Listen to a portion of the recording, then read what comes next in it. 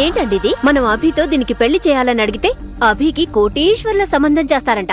మన అమ్మాయిని గొప్పింటికి పంపిస్తానని మీ అక్క చెప్తోంది. మీరు కూడా అందుకు సరే అని తల ఆడించొచ్చారు. నిజంగా ఇల్లు వదిలి వెళ్లడం మన ప్లానా?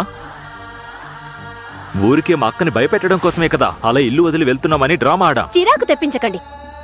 అక్కడే మన శృతికి అభికి పెళ్లి చేయమని అడగాల్సింది. కుదరదు అంటే అప్పుడే మీరు బయటికి రావాల్సింది.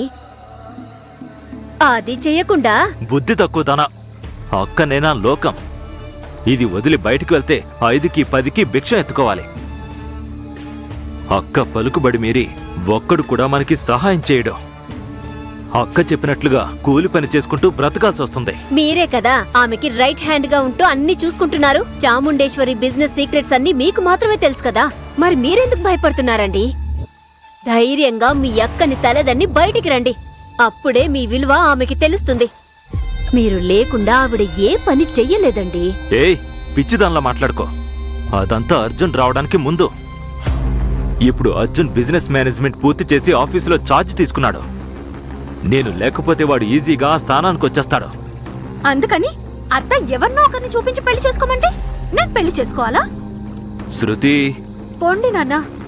మీరే కదా చిన్నప్పటి నుండి అభిబావే నా భర్తని చెప్పి మరీ పెంచారు కదా. ఇప్పుడు నేను అభిబావని మాత్రమే లవ్ చేస్తున్నాను. ఆయన లేకపోతే నేను చచ్చిపోతాను. అలా మాట్లాడుకో. నా కూతురుగా పుట్టి చస్తాను అది ఇది అని మాట్లాడుకో. మనం ఎప్పుడూ చావకూడదు, వేరే వాళ్ళని చంపాలి.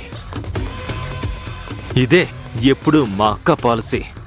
మా అక్క దగ్గర నుంచి నేను నేర్చుకున్న పాలసీ కూడా అదే. నా కూతురు ఇంట్లో కోటీశ్వరరాలుగా బ్రతకాలని మా అక్కకి నేను అన్నీ చేశాను. అంత చేసిన నాకు నా కూతుర్ని అభికిచ్చి పెళ్లి చేసి ఇదే ఇంట్లో ఉండేలా చేయడం తెలీదా?